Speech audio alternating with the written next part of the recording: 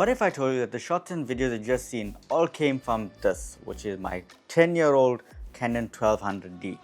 Today we're asking the big question, is the Canon 1200D still worth it in 2026 for automotive photography, beginner photography, or for YouTube content?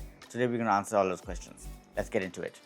This camera was a starting point for many creators back in the day, and today we're testing if it can still hold its own against modern technology. The Canon 1200D, also known as the Rebel T5 in some regions, came out around 2014. Back then it was the go-to DSLR, and in fact it was my very first DSLR camera, and it was my introduction to photography and content creation. It was affordable, easy to use, and capable of decent 1080p video and very good photography. It was the perfect starter kit. Grab a lens, point, shoot, done. And for those who started YouTube many years ago, the 750D was its go-to option. Released in 2016, became even more popular than the 1200D because of its 24 megapixel sensor, its flip-out screen, and better autofocus.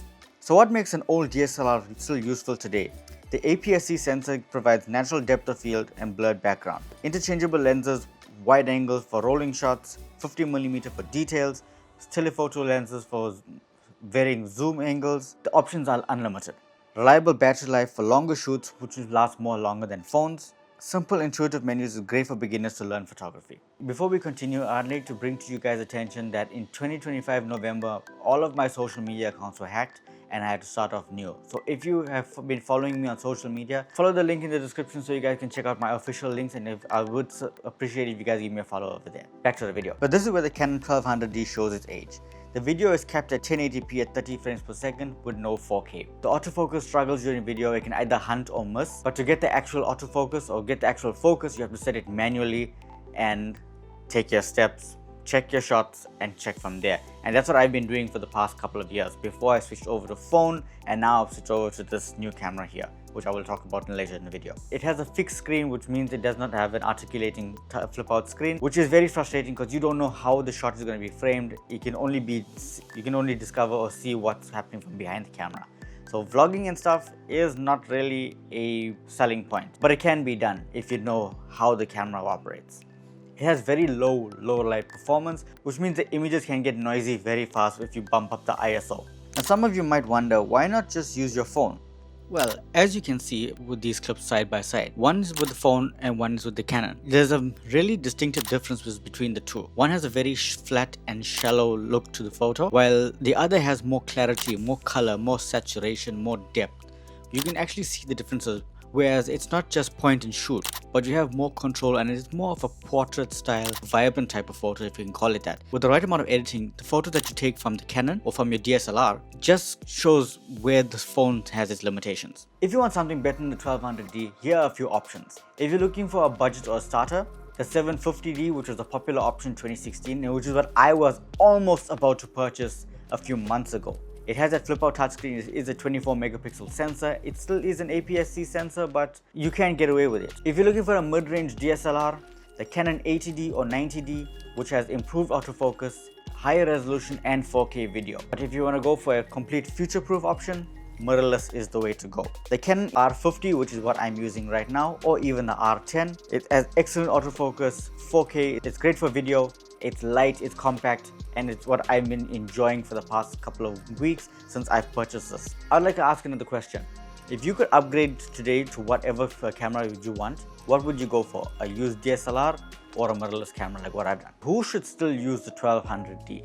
Anyone that's starting off, I would suggest the 1200D. It may not be the best, but it got me by for 10 years. It got me into photography. It made me really enjoy what everything was. And if I'm being very honest, it was just a random spur of the moment decision to even start photography. It was a random day in 2015 where I just started thinking about photography, and being around all the car shows that I've been with, being along with the clubs that I've been with all of the photographers, I just wanted to be involved and do something. And I started researching DSLRs. I started speaking to people within the community that I was in, and they suggested a DSLR. And when I saw this available, it was a no-brainer. So, a little silly fun fact, I was just gonna buy the body alone. I didn't know that I needed the lens. It was a good thing I said purchase everything all at once so I don't have any mishaps.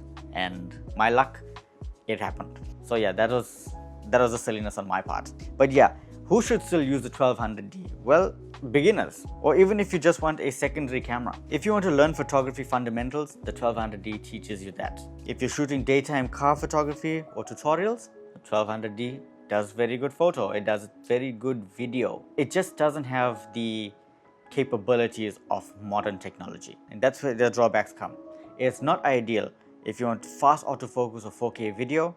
If you're filming low light meets or are busy doing night builds, the 1200D has its big limitations. It's not to say that it can't be done, but you will have to compensate a lot for it. It's not ideal as well if you want the latest technology for YouTube. With the way that YouTube is moving, you need to keep up, and it took me 10 years to get to this point.